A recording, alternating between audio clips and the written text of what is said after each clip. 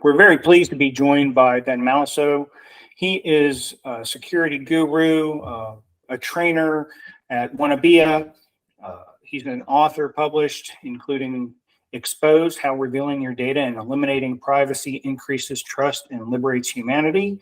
And he himself a podcast host for Sensuous Sounds of InfoSec. So look for that and listen. It's a great listen. Ben, welcome. Thank you for taking some time to be with us. And if you don't mind giving us a brief intro in your own words, so I didn't mess anything up, I'd love it. I think you did it better than I could have. Thanks for having me, Andrew. I really appreciate the invite. I love everything you said. I refrain from calling myself a guru, but I love hearing other people say it. So yeah, I try to do some training. I try to do a lot of cert prep stuff. I try to stay active in the industry, do some consulting on the side. And I've been doing this for, man, every time I say this, it just makes me feel older. More than 2 decades, and I enjoy it a lot. I like helping folks attain their goals, and I enjoy both creating and delivering content. Yeah, and you're good at it, so we're privileged to have you. Again, thanks so much. Thank you. So jumping right into it, Ben, the title of your book, I think, pretty much spoils it, but I'd love to have your theory on data privacy in today's day and age, if you could share with the listeners. My pleasure. And it's a horrible title. I liked the exposed part, but then we had to go and drill down in the weeds and kind of kill the joke with spelling everything out at that length. But, you know, I get a lot of questions about it. And I get a lot of questions about my perspective. I'm actually not against privacy. I'm kind of a quasi-private person myself. I was raised with the concept of privacy and respecting other people's privacy. But I've also worked in the military and I've worked in journalism where countering other people's privacy is part of the job. Finding out as much about your subjects as possible is what you attempt to do.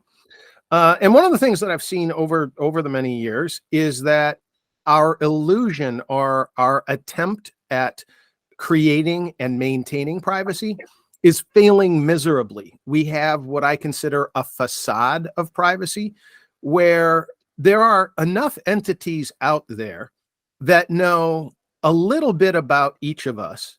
And if you were to put all those entities together, in the aggregate, they know everything about every one of us. So when we try to do things like make rules and laws and regulations, what we're doing is 2 things. One, we're increasing this fake representation that someone could be private if they choose to, like if they went and lived like Ted Kaczynski in some, you know, mountain cabin out in Montana or something. And 2, we're hindering the ability of sharing information and increasing productivity among small and medium-sized entities and individuals by stifling their expression. And what you're really doing is you're giving the larger entities a disproportionate control over information by continuing this illusion of privacy. So things like governments, banks, large companies, they'll continue to exploit all of your data with very little reward to you as the individual. And that's my perspective about it. So the premise of the book isn't that privacy is bad. It's that when we try to chase privacy and force privacy, the negative effects outweigh the benefits. And that really the only way to go from here on out is we're going to have to outgrow the concept of privacy and instead lose shame and help people understand each other better through knowledge. And I'm sorry, that may have been a little long. No, perfect explanation. It makes me think of, you know, I've heard many people reference, like from a paparazzi perspective, if you think about famous people, how there's so many people that are just, their lives are miserable because they're trying to remain private and so on. And then you go, and the example that I always hear is Keanu Reeves, who rides the subway and just sits there and, you know, has been caught in many a meme, like eating a cupcake that he bought for himself for his birthday on the front stoop of the cupcake shop and so on. And you never see him like mobbed by people. He's just allowed to live because he's just out there. And And I think that, yeah, you're probably onto something. I love the book. I bought it as soon as I saw that you were releasing it on LinkedIn several years ago. And it's a great read and an interesting perspective. Obviously, easier said than done, but yeah, it's at some point there has to be something to it. You know, the more you try to hold on to something, the more it slips through your hands, and it's a tough situation. Exactly. And that's a great example. I love the sad Keanu memes. Those are hilarious. Yeah. And interestingly enough, for a while as a part-timer, I was a stringer for a gossip magazine, one of those that you find at the checkout counter at the grocery store. And I did the paparazzi. I did the red carpet. I went to the clubs and tried to catch the celebrities at their worst. And just to piggyback on what you were saying about Keanu, a lot of the celebs were being extremely hypocritical about that concept of privacy. First of all, most of their entire existence and their wealth and whatever else they have is built on the idea of everybody look at me. Whether it's a movie, whether it's, having some notoriety, that is first and foremost why they exist as celebrities. And then second, they're at the red carpet usually to promote something. Most of the time it's a clothing line or a purse or cosmetics or whatever the hell it is. And I would do sort of a jerky thing. I would ask them something real, something that has some meaning in the world outside celebrity. And I don't want to name this particular actor, but during a previous writer strike, not the one that's going on now, this was a few years back, this actor writer was on the red carpet. And I asked him a question about the writer strike when he was there instead to promote a movie that he was doing. And he got really upset and he went and complained to the publicist. He went and complained to the nightclub owner. And he said, we were told that we wouldn't have to talk about this stuff. This was someone who appeared in public, was paid to appear at that nightclub on the red carpet for their own self-interest, and yet didn't want to answer questions of public interest. And I find that dynamic incredibly funny and something that should be held up to the light, that we should all see it and look at it and deride it for what it is. Yeah. There's a lot of hypocrisy. I mean, and then you think about in the age of social media and social influencers, how much there are people that, the phrase I always use is, they're famous for being famous. And then they're the very same ones that just get so bothered when anybody, tries to approach them, or, they're having a bad day. And I get it. I wouldn't want people all over me all the time, but yeah, it's funny. But if you want to be famous for being a movie star, don't get pissed at somebody who walks up and asks for an autograph. Absolutely. That's part and parcel of the job, 100%. Yeah. Yeah. Yep. All right. But kind of building off the whole privacy thought, there's a great deal of, I'll say an influx of legislation that's happening throughout the country. And it started overseas, and GDPR was probably the big catalyst that really brought it here, and then CPA, and you build on that and build on that. So I think that on one hand, it's good. People should have the right to be forgotten and have some control of their data. That said, how do you feel about this massive uptick in privacy regulation and the direction that's heading? It's abhorrent. And like you said, I'm with you. There's the best of intentions, and both the lawmakers feel that way. The public feels that way. We should have control of our own data. That's what we feel viscerally. And I get that. And I'm on board with that. The problem is the implementation. The problem is making a law or regulation that says I can't express myself and talk about somebody else if I choose to. And that's what's so great about the US Constitution, and why I think the California law and the New York law will eventually be found unconstitutional and thrown out. If I know something about someone, particularly if it's of public interest, if they're a politician, if they're a business owner, I find out they're a racist. I find out that they're a fraud. I find out that they're embezzling money from the public trough. I should be able to broadcast that information far and wide as noisily as possible. Or if I find out that someone's acting in a hypocritical manner, if someone is prosecuting, and I'm just going to go out on a limb here, I'm going to use the Elliot Spitzer example. If someone's prosecuting sex workers and yet engaging them in their services, we should be able to broadcast that information, expose the hypocrisy for what it is, and be able to use that for public comment and to form and shape public policy. With privacy legislation the way it is, I'm restricted on what I can or cannot share. In Europe, you can't even share a facial photograph of someone if they don't give consent to allow you to take the photograph. That's insane. That is just absolutely crazy. How do you go to a public place and take a picture with a crowd in the background and not capture 100 faces? Do you have to go to 100 people and get their consent to post it on Twitter or Facebook or X or whatever it is?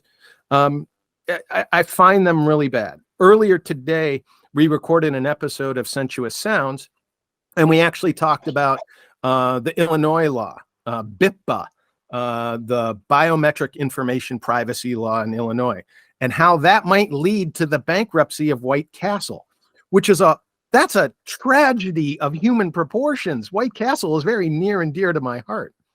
Again, it's the lawmakers who wrote a law that was faulty at its core, because while they may have had good intentions, the unintended consequences and the perverse outcomes that it creates have such greater magnitude of effect than anything they would have anticipated. And they're trying to control technology from a legal perspective, and it just don't work that way. Yeah. Easier said than done for sure. Lots of work to come, and I think it's going to get harder before it gets better. Yeah, and we're going to keep making more and more laws. We're going to punish more and more people. It's going to be a very dark time while we get over the cusp. I'm just hoping we can do it without hurting ourselves too much. And that's really what the book was about, was trying to minimize attempts as delaying actions before we get to total knowledge, where we kind of put the stake through the heart of what we considered privacy before, and we go into the next era and are able to enjoy our freedoms once again. Sure. All right, let's transition just a bit over to the training and certification side. So what trends are you seeing around cybersecurity certifications, risk certifications, and the movement there in terms of career growth, development, breaking into the field altogether, and so on? The trends are disturbing to me because they negatively affect my business model. The trends are good. The trends are great for consumers. For content deliverers like me, the trends aren't good. Prices are dropping. The actual official bodies, the ISC Squared, ISACA, CSA, they're offering great programs like now. 2-for-1 pricing on cert attempts, that is the amount you pay to go and take the exam, cheap retrials, much cheaper courses offered in a greater variety of mechanisms. Online, of course, has become the preferred method, as opposed to everyone sitting in a conference room for 5 days at a clip or traveling to go somewhere to get training. Online has been great for the past 5 years. And the prices keep coming down. The delivery mechanisms and the variety are out there. They're really wonderful for consumers. For students right now, there are so many options and so many choices you have, many of them free or low cost. It's terrific. It's terrific. And I'm glad that the market's been responsive. And I think the reason is, and this is just me guessing at it, having been a participant for many years, I think the content delivery entities have started to realize that their market and their pool is much broader than they ever thought it was. They used to have a very small group of people they could sell to. I want to be a CISSP. Good, you're 1 out of 1 million. We're going to need to charge you $3,000 to attend our course because there's only 10 people this year who want that course. Now that there's 1,000 people who want the course, well, we can bring the price down. And that's wonderful. That's great. Yeah. Yeah, it definitely is easier. And I think there's a different type of I'll use myself as an example. I have some subscriptions to different educational providers. And for me, it's continuing ed. I have all these certifications that you have to meet Get your requirements on. CPEs. Yep. Right. And it may not even be a topic that I'm all that interested in or I feel is relevant to my direct role or where I want to go, but it's easy to consume that information, multitasking while you're working on putting together a presentation, just listening to it in the background. And so that's good. I don't know that it's the best, and everybody learns differently, but I really have always done best when somebody explains something to me and face to face. But there's no wrong way to learn. Everybody learns a little bit differently. I'm right there with you. If I have an instructor saying it, a good instructor saying it, it's always stickier than if I stare at a page or a screen and try to digest the information myself. Yeah. Unfortunately, up until recent years, again, very great for candidates. Up until recent years, a lot of the instructors were very smart in the topic, but not really good presenters. Classroom management was not their forte. And when you have someone dull or repetitive or someone who refused to answer questions about the content, that kind of killed learning in a lot of the fora. Today, that's not a problem. We have so many great instructors from all over the world, all different languages. It's really terrific. Yeah, that's an interesting point. And I remember a specific instructor in a course that I took that refused to answer direct questions about the content in fear that they would give an answer that wasn't going to align with the answer that was presented in an exam. It's ironic, but and that takes away from your learning, doesn't it? I mean, and maybe it's okay for still trying to pass the test, but it doesn't help your command of the material. For sure. All right. The last thing I'll ask about before we wrap it up and I turn you loose is kind of on the same note, but what would you tell a new entrant into the cybersecurity field or risk management field? What advice do you give those types of individuals as they're trying to break into what can be a difficult field to get your foot in the door? That's a great question. And I actually do get that a lot. I was very honored recently to speak at a commencement address for a cohort of young people who took the Perscolis education courses. For those who aren't familiar, Perscolis is an amazing outfit. They give free training, usually to disadvantaged students of all ages. Most of them are high school graduates, some college graduates, some are older. But many of them have never been in the IT or InfoSec realms before.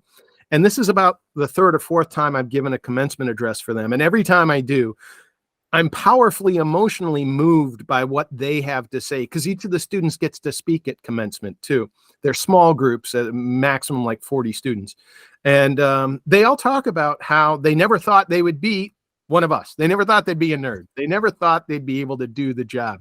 And how the instructors really helped them patiently and brought them through the material, and how they're looking forward. They see InfoSec as this great reward, as this goal that they've been seeking their whole lives, as a way out of the service industry or out of manual labor, and how much opportunity it brings. So I love that. And I try to share with them, in a span of 2-minute graduation speech, I try to give them some of that knowledge. And some of the things I say is, first of all, they already did the hard part. They made the choice to come into our field. That's the toughest one. After that, the rest is just paying attention and kind of knuckling down, right? If you can read and understand what you're reading, great. That's 90% of the fight. Paying attention, giving up recreation, sacrificing time with your family in order to study, fantastic, right? 90% of it. I also mention the fact that we have a very paradoxical relationship among the professionals in our industry. One is we're all paranoid, twitchy bastards, right? We don't look at anything at face value. We're the ultimate skeptics because we're always looking at ways to break stuff. And we're always looking for attackers. We're always looking for criminals. And yet, among each other, we are the most helpful community you can ever find. If someone knows more about databases or someone knows more about software, you can go and ask that person, and they're glad to expound on their nugget of wisdom and tell you everything you need to know to do your stuff or to learn what it is you want. We love pointing people in the right direction. We are a very cooperative community. So I always encourage them to go about doing that, to never try to lone wolf it. There's no reason to. The only time that you'll be suspended from connecting to the internet to get a solution to a problem, the only time you're not allowed to look up in a book what the answer is on the exam itself. After that, in the real world, the first thing everyone does, I don't care if you've been at help desk for 2 years or if you've been the highest paid troubleshooting consultant for 20 years, first thing we do is a web search. Yeah. Even if we know the answer, we just want to see what other people have done and do kind of a little peer review thing. Yeah. So I try to tell them, make use of the resources around you. Don't rely on somebody else to do your work. But on the other hand, don't feel bad about reaching out. Don't feel ashamed to ask the question. If you need the answer, somebody out here is going to steer you the right way. And the secondary effect of that is when you start asking those questions, you build relationships and people remember you. I talked to Ben the other day. He asked a very interesting question, which leads me to understand that he already has a foundational understanding of this topic that we need expertise in. Maybe they're a fit. That's so important. Building those relationships and being able to cross those borders that's key. And I love that you said that. Networking's not about the OSI 7-layer model. It's about knowing each other. Yeah. And that is paramount in what we do. And we talk about all these technical solutions. And again, I'm sorry I keep referring back to this, but we recorded an episode earlier today, and we talked about the Okta breach recently and how hard it was for their business partner to report to Okta that the business partner had observed some fraudulent tokens coming from Okta, cluing Okta in that the breach occurred. And Okta resisted responding for 2 weeks because Okta had its own sense of, immortality, the invulnerability. They didn't want to hear outside critique. And that's insane. If they could have responded 14 days prior, with immediacy, they would have been in a much better position to do so. And that's why that personal connection is so important. The technology doesn't do it. I can hit auto report on a tweet or on a Facebook page or on a vendor site. And all that's going to do is add a ticket to a log that's probably never going to be reviewed. But if I can call somebody up at that entity, or if I can send them a message on LinkedIn or whatever it is, and I can say, hey, I saw this thing, you might want to look into it. That's a much deeper, better detection and response mechanism than any automated tool. So yes, I totally wholeheartedly agree with you that the interpersonal networking is important, which is one of the reasons I teach. It's a great way to market myself. At some point, every student I have is going to have need of my services, and they're going to hire me to either come in and do training at their company or consulting at their company. And we already know each other and we've had that rapport. So yes, absolutely. That is huge, huge for everybody in our industry. Yeah. Well, I really appreciate the time. Ben, want to tell us about Wanabia or give any information on what you're involved in so we can share it with the listeners? My pleasure, and thank the opportunity. When I started Wanabia, I had been a senior instructor at ISC Squared for a number of years. I'd created some of their official content, including their courseware and a few of their books. And I was disappointed at the way they were approaching their scholastic efforts. They were offering courses in a manner that I thought was kind of a disservice to their students. They said these are not cert prep courses. These are courses about information security. They're about the industry. And I said, that's not fair. If you're going to charge them $3,000 a person because they think that's going to help them pass the test, then you better help them pass the test or give their $3,000 back. They also presented the material in a way that was counterintuitive. Instead of going topic by topic through each domain along with the exam outline, the information was all mixed up in a weird order. And that didn't help learning either. Plus, they only offered 40-hour courses, which I don't know about you, but the way I learn, at about hour 23, I'm checking out. My brain is full. Thank you very much. I'm done for the week. So I thought that didn't serve students right either. So I wanted to go and create my own thing, and I wanted to make it cheaper. I wanted to make it shorter, and I wanted to break it up into smaller chunks presented over time, which is what I did. Since then, ISC Squared has upped their game. They've mimicked a lot of the same moves, and they're doing all those things much better now. And I applaud them for it. I welcome the competition. But I wish I would have beat them to market earlier. That was pretty good. I also offer ISACA courses. I've been CISM certified for forever, and I've done training for ISACA before. So I offer a course on that. But the thing I'm most proud of right now is the Wanna Practice app. We have a question and answer practice test format app available in the Play Store for Android or on the web at wannapractice.com for any browser-enabled device. And it's got hundreds of questions. I'm adding more every week. I'm going to get it to thousands of questions for about every cert that I have. And we're going to branch into one or two that I don't have yet, but I'm going to get there. And I'm keeping it cheap. I'm keeping it very simple question answer format. And I'm trying to keep all the questions of the highest quality, which is why I'm not just dumping thousands right now. I'm trying to do it. I have each one peer reviewed, and I make sure it gets checked for applicability and cohesiveness and sensibility before I go ahead and post it.